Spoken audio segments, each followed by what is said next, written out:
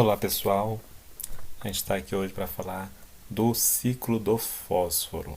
Fósforo é um elemento químico simbolizado pela letra P, né? Lembrando que em inglês fósforo vai ser escrito com PH. O PH vai ter o som do nosso F, a palavra fósforos. Por isso P é o símbolo do elemento químico fósforo, né? Não é F. F é símbolo do flúor.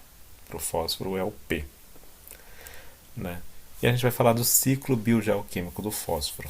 Por que o fósforo é um elemento importante? A gente vai estudar sobre ele. Bom, vamos dar uma olhadinha aqui. Bom, então vamos lá. Por que o fósforo é importante?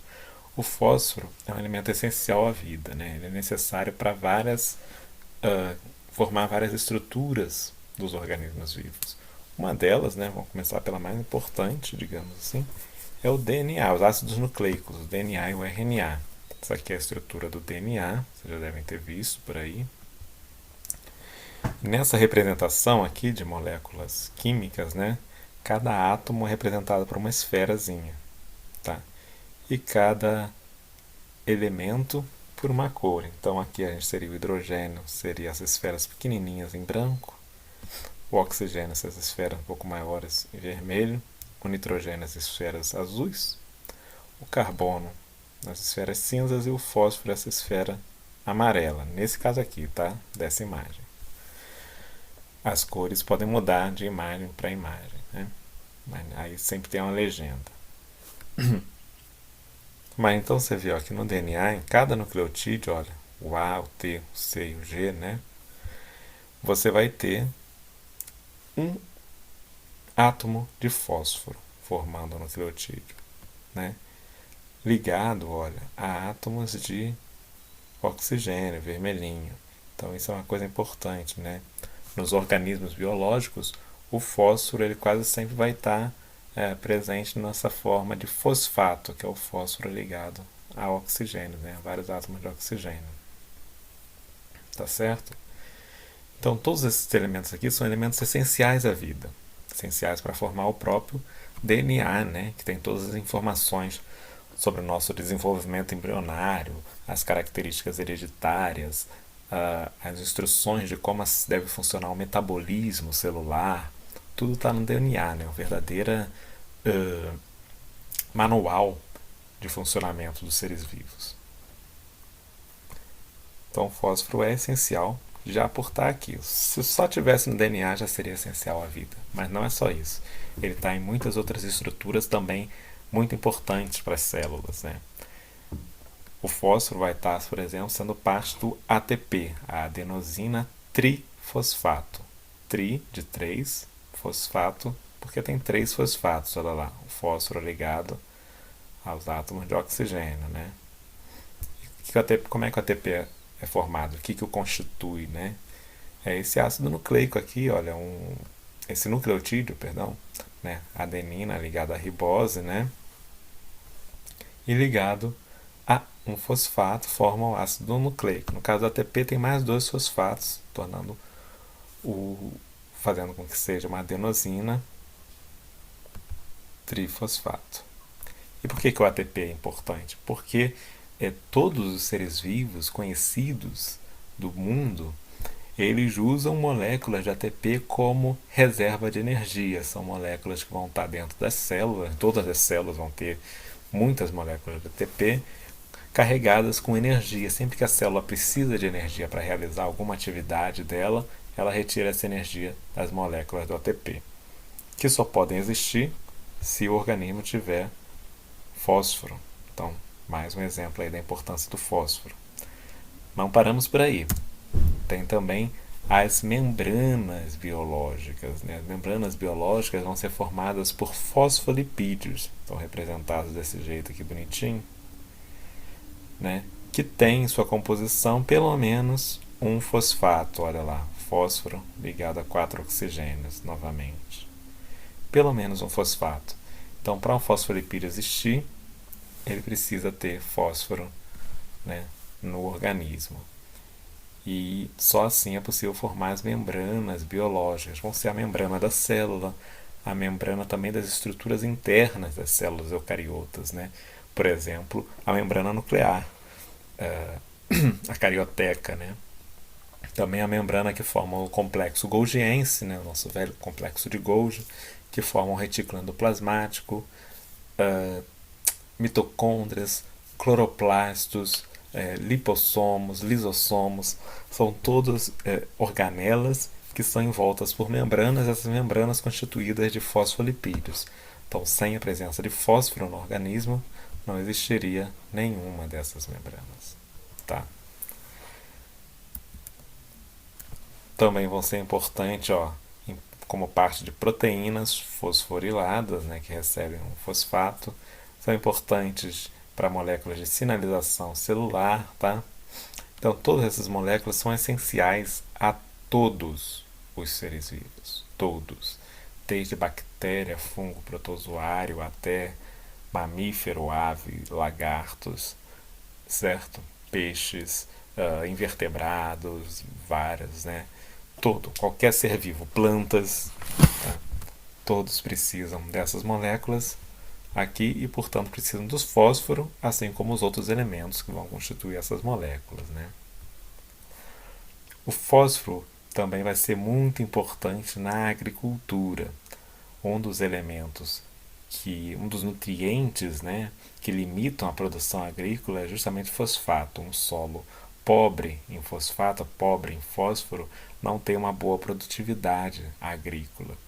Né? Por quê? Porque as plantas precisam do fósforo justamente para formar essas moléculas para as células dela, que são essenciais a ela. Então elas precisam tirar esse fósforo de algum lugar. As plantas tiram os nutrientes do solo, né? Quase a maioria deles, quase todos, são absorvidos do solo através das raízes, né? Os únicos que vão ser absorvidos da atmosfera pelas plantas vai ser os nutrientes, serão o oxigênio gasoso e o gás carbônico, né? Os outros nutrientes as plantas absorvem pelas raízes, inclusive o fósforo. Se não tem fósforo no solo, a planta não tem de onde absorver fósforo, não tem como crescer, se desenvolver bem, né? Crescer, vai ficar uma planta grande, com bastante, enfim, folhas, grãos ou frutos, dependendo qual for a espécie. Então, é um nutriente limitador da produção agrícola mundial. Limitador no sentido de que se falta fósforo, você não consegue produzir, realizar sua produção agrícola. Então, existem um uso muito grande de fertilizantes ricos em fósforo. Fertilizantes são substâncias aplicadas na agricultura para dar nutrientes, fertilizar o solo, dar nutrientes e melhorar o crescimento das plantas.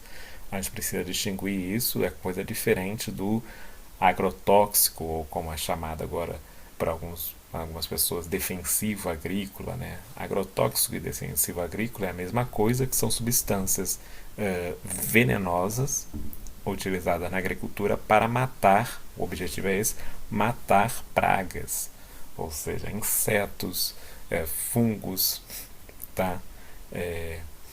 Ou outros organismos que infectam as plantas, que comem as plantas ainda no campo, né? Então você usa o agrotóxico para matar esses organismos. É um veneno, né? O objetivo é ser um veneno que mate, né? E por isso, em grande quantidade, né? Ou com uso inadequado, enfim, ele pode causar mal também ao consumidor humano. Os fertilizantes já não, o objetivo deles não é matar a praga, o objetivo dele é aumentar a nutrição do solo. Então você tem fertilizantes à base de nitrogênio, de carbono e de fósforo, tá? Que é um importante nutriente para a produção agrícola, então vai ser muito usado os fertilizantes à base de fósforo.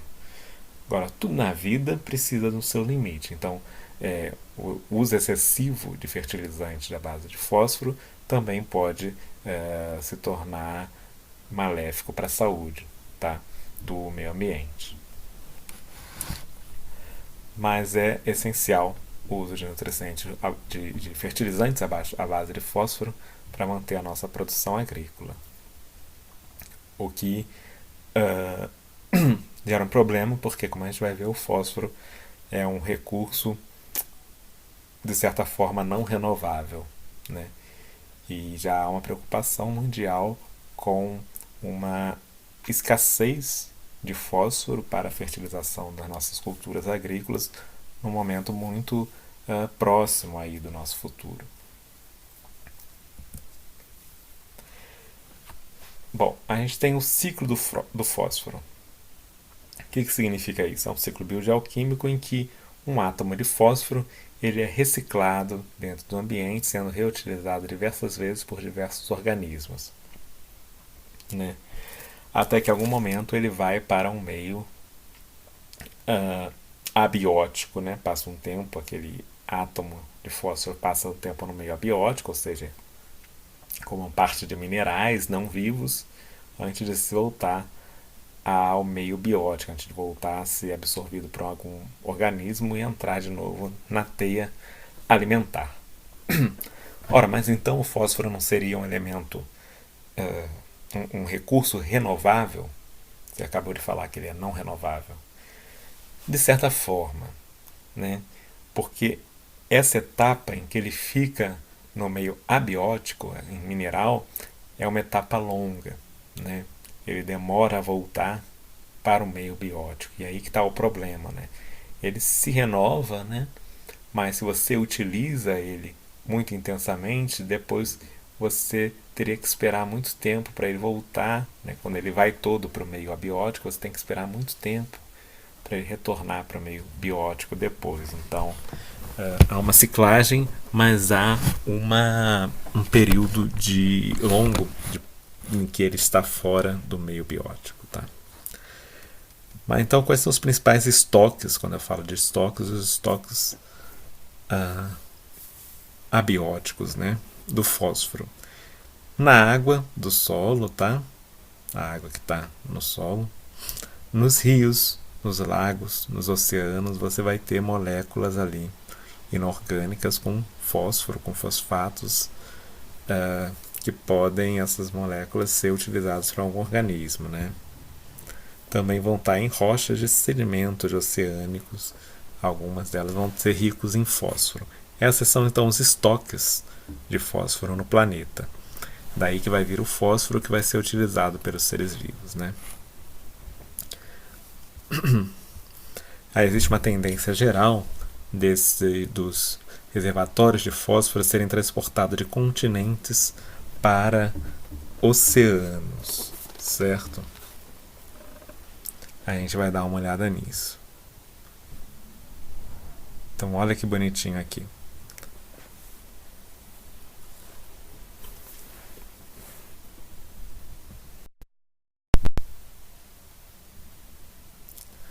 Então a gente vai acompanhar o ciclo do fósforo, começando a partir dos seus reservatórios inorgânicos, né? Nessa imagem aqui, nesse esquema que eu vou mostrar para vocês, a gente está considerando então o fósforo saindo ali de um reservatório mineral, de uma rocha, né? Nessa nossa montanha aqui. Isso é uma montanha, viu? Como é que vai acontecer então? Bom, essas rochas da montanha vão sofrer de erosão, tá? Erosão eólica pelo vento, erosão por causa das chuvas também, né? Então ambas as erosões. E quando cai a água, a chuva ou passa um rio, carrega os minerais, o pó desses minerais ladeira abaixo. E isso carrega o quê? Carrega nutrientes de fosfato, né? O fósforo ligado àqueles 4 átomozinhos de oxigênio, como eu falei, que estavam na rocha, pela erosão são arrancados dessa rocha e levados junto com água para regiões mais baixas, né? Eu vou considerar que chegou aqui numa região mais baixa, a gente vai ver como vai ser utilizado, mas qualquer organismo aqui no meio do caminho em que esse fosfato demore um pouco ali, uma planta qualquer poderia utilizá-lo, né? De que forma? Da mesma forma que essas aqui de baixo vão utilizar. Como é que isso funciona, então? Esse fosfato ele penetra no solo e as plantas vão absorver por suas raízes e utilizar para constituir as moléculas que elas precisam, né? Como a gente falou, o DNA, proteínas, fosfolipídios, ATP, moléculas sinalizadoras, etc. Então isso vai fazer parte agora, esse fosfato vai sendo absorvido pelas raízes e passa a fazer parte dos tecidos da planta, né? Das suas células, dos seus sistemas. E aí ela utiliza isso e chega nosso qualquer animalzinho aqui, como o nosso alce aqui, e come a planta, come a folha, seja fruto, às vezes até a raiz, o tronco, o que seja, né? Pode ser um cupim comendo o tronco. O fato é que chega um animal, né? Vamos ver como é que chega o fósforo no animal. Ele come com essa parte, esse tecido vegetal, vem não só carboidratos, açúcares, né? Ricos em carbonos para ele utilizar, como todos os outros átomos que tem ali na planta, né? Então o fosfato vai junto com essa comida, o organismo absorve lá no intestino e vai usar agora esse fosfato que estava na planta, agora está no bicho, e o organismo do bicho vai utilizar o fosfato para construir seu próprio DNA, suas próprias membranas biológicas, né, com fosfolipídios, suas próprias proteínas, tá? Eventualmente esse animal vai defecar, nas fezes dele tem um resto de fosfato, ou ele vai morrer, né? E o corpo dele vai ser degradado aí por vários organismos que no final vão devolver esse fosfato para o solo para ele ser reaproveitado pelas plantas. Então aqui a gente tem uma ciclagem do fósforo entre planta e animal. Então o mesmo átomo de fósforo pode ficar num ciclo desses por muito e muito tempo, né? Mas como é que acontece essa ida, esse retorno, né, do animal para a planta? Não é tão simples assim.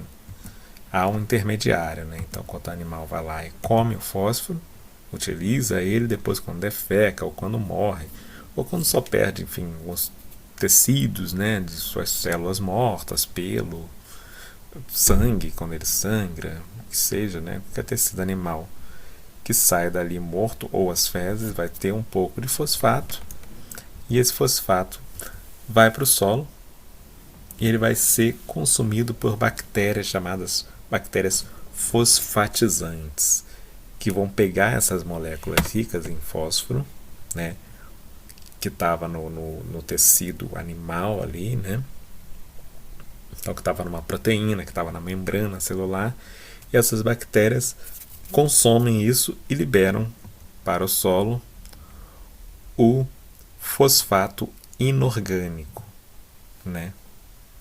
Fosfato no animal, ele estava num estado que a gente diz que estava orgânico, porque estava ligado a moléculas orgânicas ricas em carbonos. Essas bactérias é que vão arrancar o fosfato das moléculas orgânicas e liberar no solo como um fosfato inorgânico, que aí vai poder ser reabsorvido pelas raízes das plantas, tá?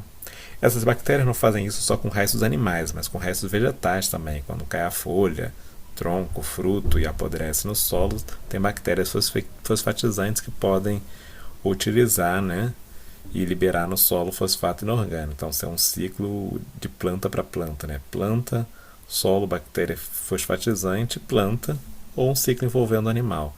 Planta, animal, solo, bactéria fosfatizante, planta de novo. Perfeito, galera? E aí, esses átomos de fósforo podem ficar ciclando aqui um tempão.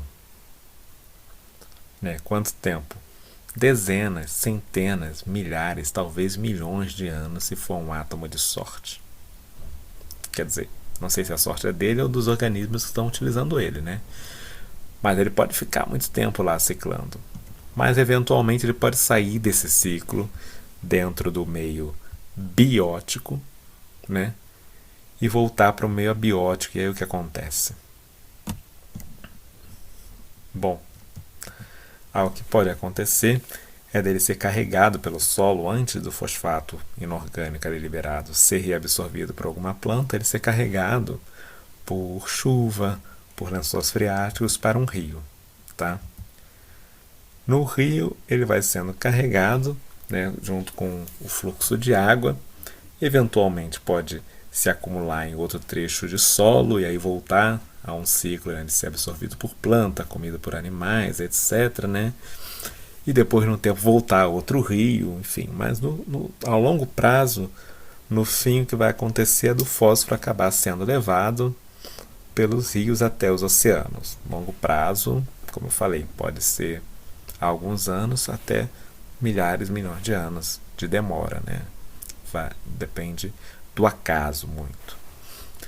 E no fim, esse fosfato chega no oceano. O que acontece no oceano? Bom, lá é um meio bastante diferente do meio terrestre, né?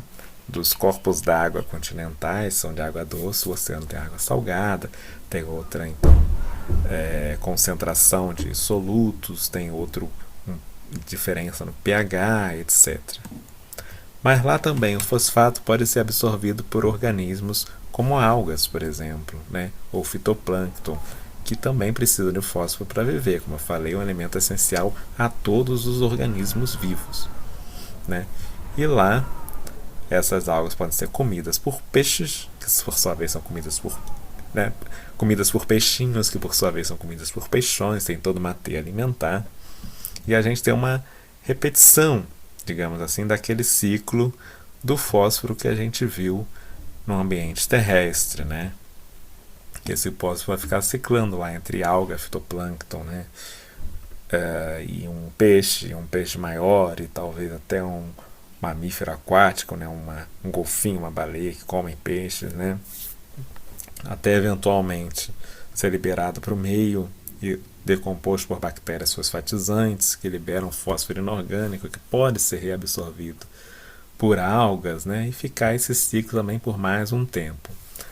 Mas em algumas situações esse fosfato aqui vai decair não seria o termo talvez, mas ele vai se precipitar, ou seja, sair daquele meio aquoso que ele estava em solução, se tornar sólido e afundar no solo oceânico. Quando isso acontece com o fosfato, ele sai do meio abiótico e passa para um meio biótico. Ele sai do meio biótico e passa para o meio abiótico, que é o solo oceânico, sem muita possibilidade de ser reutilizado. Ele passa para o sedimento oceânico, vai acabar sendo colocado como parte de uma rocha,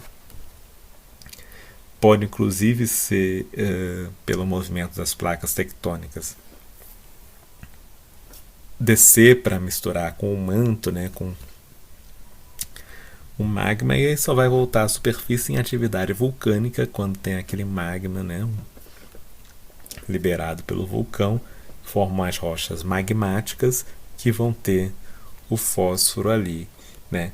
Mas nesse momento, né, entre entrar no sedimento oceânico e ser liberado de novo como rocha magmática para um vulcão, pode passar milhões de anos em que esse fósforo está incapacitado de ser utilizado por seres vivos, tá? Por isso que o fósforo ele é um recurso que o meio ambiente recicla, né? E nesse ponto de vista a gente poderia até dizer que ele é renovável, mas na verdade ele tem esse momento do ciclo em que ele fica muito tempo indisponível para seres vivos. E daí vem toda uma preocupação então com a escassez do fósforo, sim.